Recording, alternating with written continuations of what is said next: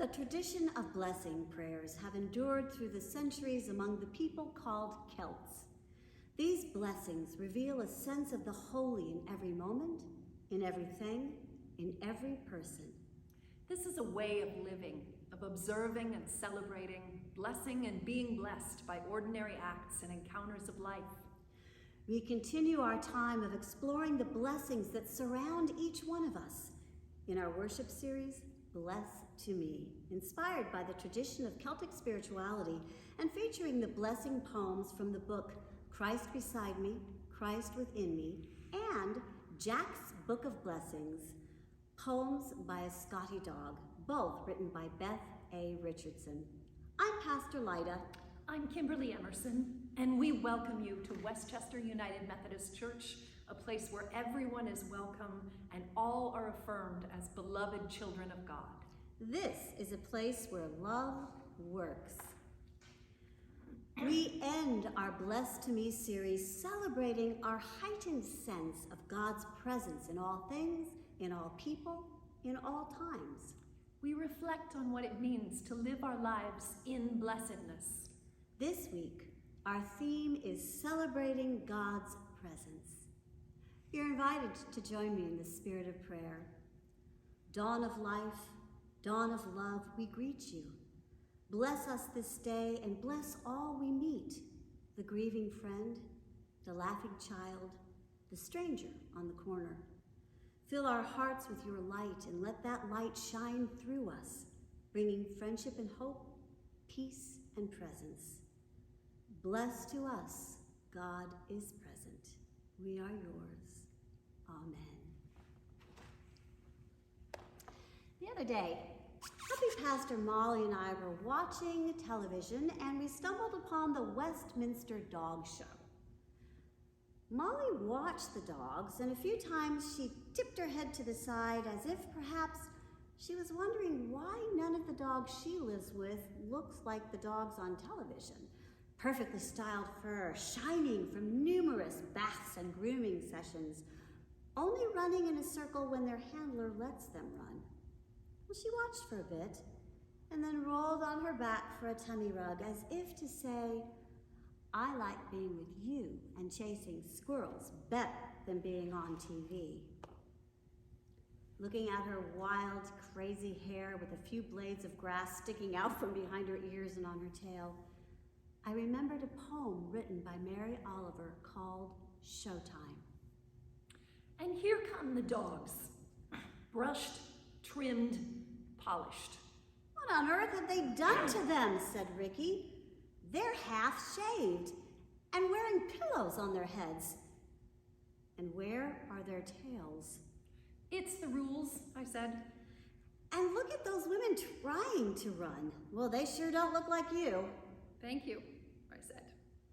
I'm getting a headache looking at this. I have to bark. And he began. It does no good to bark at the television, I said. I've tried it too. So he stopped. If I ever meet one of these dogs, I'm going to invite him to come here, where he can be a proper dog. Okay, I said. But remember, you can't fix everything in the world for everybody. However, said Ricky, you can't do anything at all unless you begin. Well, haven't I heard you say that once or twice or maybe 100 times? Even my cat, Finn, enjoys Mary Oliver's poems.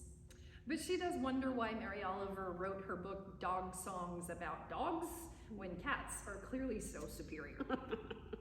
Anyway, Molly and I were thinking about all the ways to celebrate God's presence in all things, even cats, which is our theme for this week. And we both got to thinking about how hard it is to feel God's presence when we are running out of water and natural disasters are on the rise due to climate change. Finn and I agree.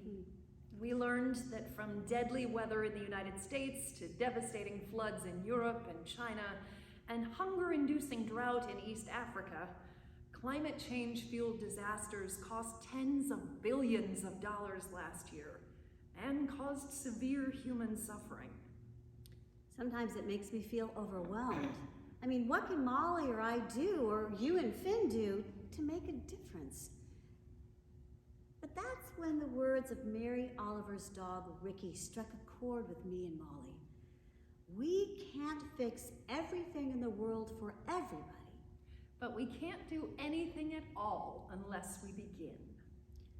We begin by looking at products we purchase and the choices we make. Well, Molly and I have pledged to stop using disposable plastic items when we eat lunch or dinner at church.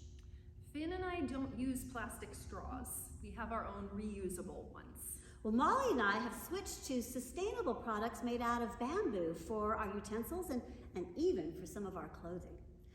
I set a timer when I take a shower and, well, Molly, she has volunteered to give up her baths altogether. We see God's presence in all people, in all creatures, and all things. And we celebrate our awareness of God by caring for each other and for the planet. In the oral tradition of the Scottish Highlands, there are blessings for every sort of tool and task, simple or grand. Bless to me poems bring us into the present moment and help us find holy moments in our lives and in our world. Well, Molly asked me to share with everyone this week's poem that is her favorite from Jack's Book of Blessings, and its title is Bed. Bless to me this bed, the people's bed upon which I sleep when I'm not too dirty or wet. Bless to me this quiet time, this safety, this luxury, the warmth of my pack settled in for the night. Bless to me the lifting up at night and the setting down in the morning. Bless to me the blankets and pillows upon which I curl. Bless to me the warmth of feet or legs or hip against which I nestle, and the person on top which I shiver on during thunderstorms. Bless to me this bed, this special family time, these tender hours of love. Bless to me this bed. Bless to me the tender hours of love with Molly. Bless to you the beginnings of fixing the brokenness of the world. Bless to us all the presence of God.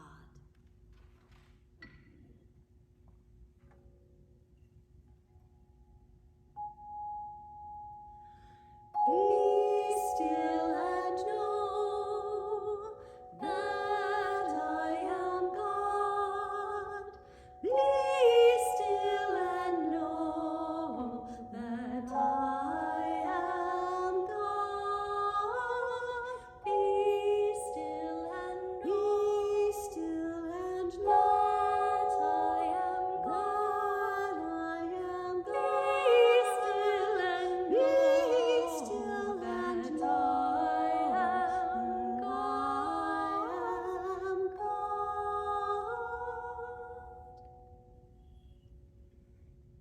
Hear now these words from the Gospel of Luke, chapter 12, verses 13 through 21, from the Common English Bible. Someone from the crowd said to him, "Teacher, tell my brother to divide the inheritance with me." Jesus said to him, "Man, who appointed me as judge or referee between you and your brother?" Then Jesus said to them, "Watch out. Guard yourself against all kinds of greed.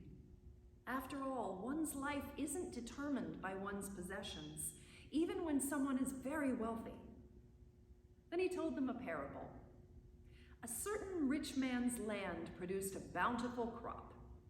He said to himself, "What will I do? I have no place to store my harvest." And then he thought, "Here's what I'll do. I'll tear down my barns and build bigger ones. That's where I'll store all my grain and goods.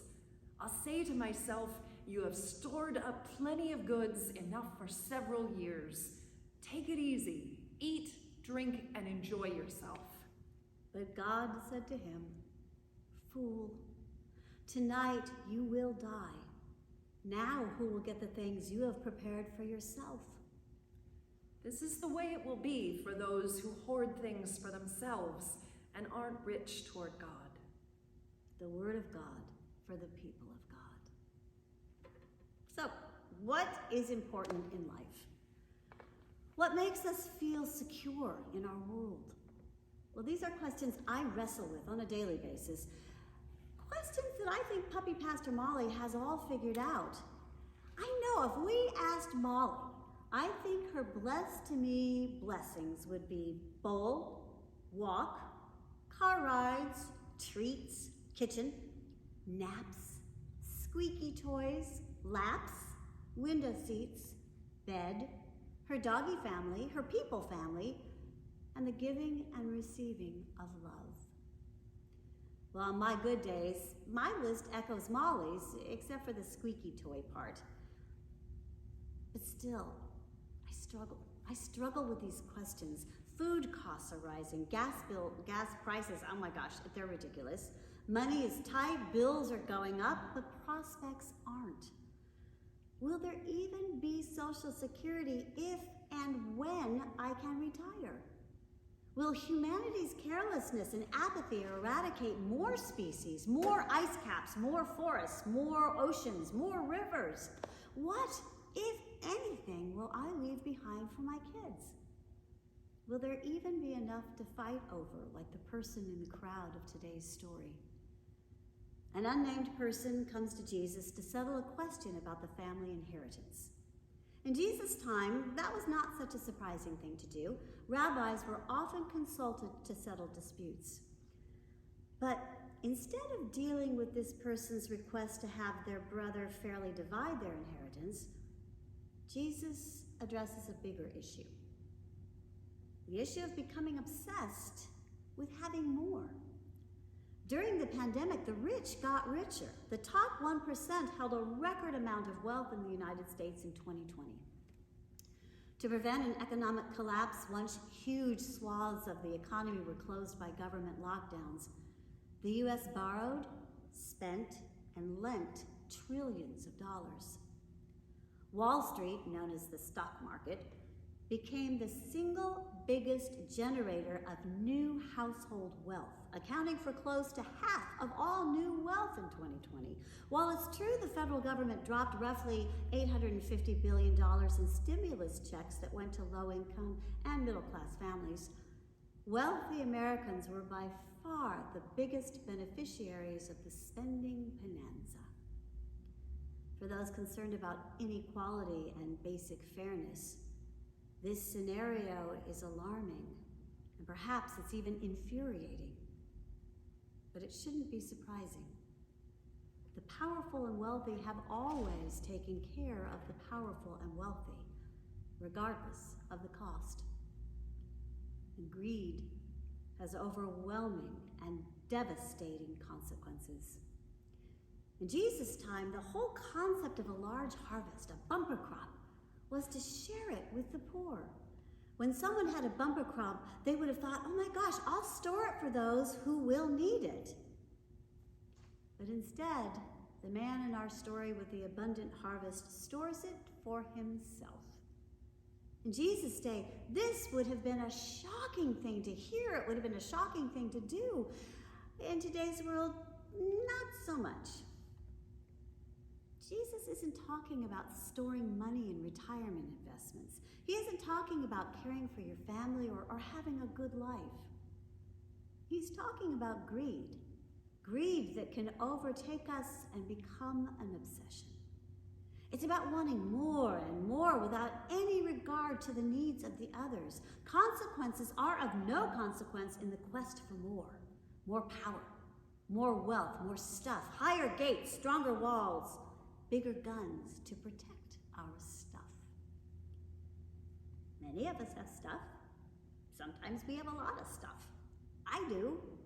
I will share that I like my stuff. But sometimes it isn't really our stuff that's the problem. It's how we feel about our stuff. It's how we want to hang on to our stuff and how we are conditioned to keep wanting more and more by our culture. Jesus tells us that life does not consist of, or in the abundance of, possessions. It's not even our preoccupation with our stuff. Again, I like my stuff. Most of my stuff I have worked very hard to get, and I recognize how very, very fortunate I am. I have some things that are very important to me. I have instruments, and while they do fall under the category of stuff, I don't know if I could get rid of them. My instruments bring me joy, and I've spent a lot of years playing them. I do know that if the house were on fire and I had a choice between rescuing puppy Pastor Molly or my harp, flute, and various drums, I would rescue Molly, no question. But I will share that even as I was running out of the building carrying Molly, Gilbert, Hamish, cats, and herding our big dogs, I would be figuring out a way I could get back in to at least drag out my harp. As Diana Butler Bass reminds us, Jesus was poor. She writes, I'm not sure how often Christians stop to think about Jesus' social status. He was the son of a carpenter, and in the Roman Empire, carpenters, even if they were free men, were usually lumped into the slave class at the very bottom rung of society. She also shares that Jesus never said anything good about wealth. No one can serve two masters. You cannot serve God and money. He blessed the poor. He praised impoverished widows, and he ate with undesirable people.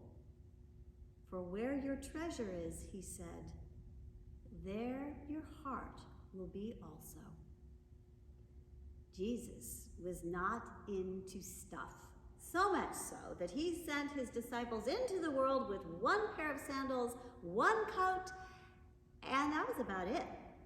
And I am afraid that if I were one of the disciples in Jesus' ancient Jerusalem, I would have figured out a way to sew a backpack on the inside of my one coat to stuff in an extra pair of shoes and a hairbrush without anyone noticing. Did I tell you that I like my stuff? Our commerce seems to thrive on creating anxiety. Financial companies are always telling us that unless we put aside X amount of dollars, we will not have enough money to pay for our funeral costs, and our families will have to bear them, along with any credit card debt we may leave behind. Well, the people we vote for to represent our interests in political office, well, they love to use our fears about not having enough to their advantage. We are told that if we allow immigrants or refugees into the United States, there will not be enough for those of us who were born here. If we vote for a billionaire's tax to fund programs, support schools, help balance inequity, well then who knows when they will come after the rest of us.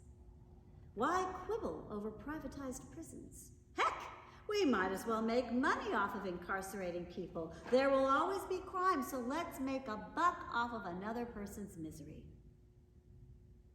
It is hard to recognize God's presence when this is how we move through the world. In our Wednesday morning prayer group, we have been working on Proverbs, on the wisdom literature found in the Bible. He who trusts in his riches will fall, but the righteous will flourish like a green leaf. A faithful man will abound with blessings, but whoever hastens to be rich will not go unpunished. The poor is hated even by his neighbor, but those who love the rich are many, which is what I believe we see reflected in our laws, our advertisements, our culture. In the Gospel of John, Jesus says, I came that they may have life and have it abundantly. He isn't talking about wealth. He isn't talking about hoarding riches, causing great harm to our world and all its inhabitants in the quest for more and more stuff. He's talking about having enough, integrity, love, living in right relationship with God, with each other, with our planet, living without crushing debt. That's abundance. That's abundance that flies in the face of conventional cultural wisdom. Diana Butler Bass shares, that's what biblical wisdom does. It turns over our conventional wisdom. Jesus' parable stops me in my tracks, turns my eye from bank apps and retirement accounts, and redirects my attention toward a different wisdom, the way of being rich toward God. Being rich toward God means that we don't hoard.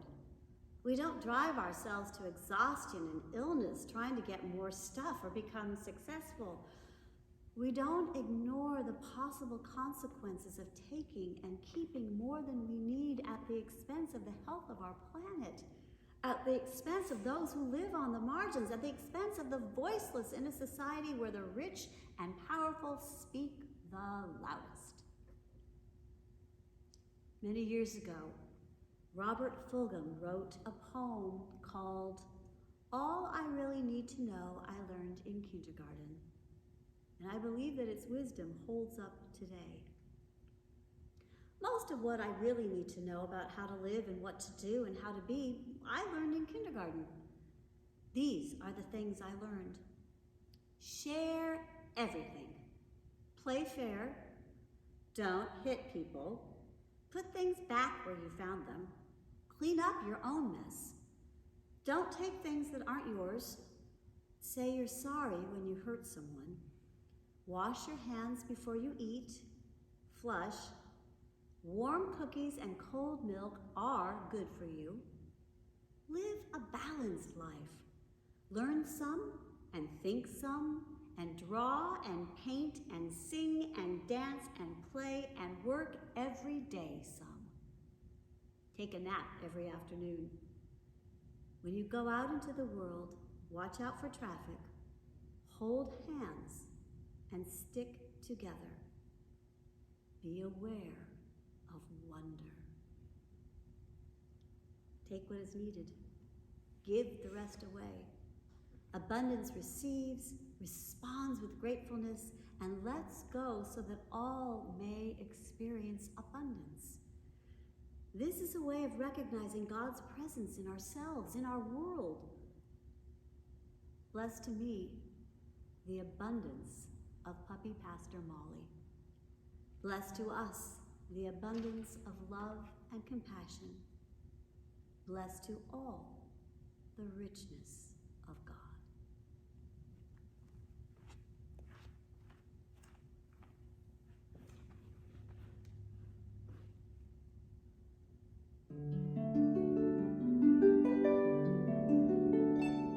In the eye of the one, in the eye of the Son, in the eye of the Spirit, the three, who created, redeemed, and who washed my soul clean. In love I am bending my knee.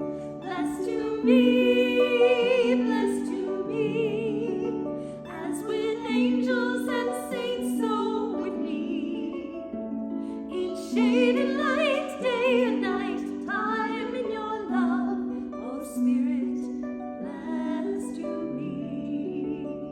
Oh Spirit, bless to me. Oh Spirit, bless to me.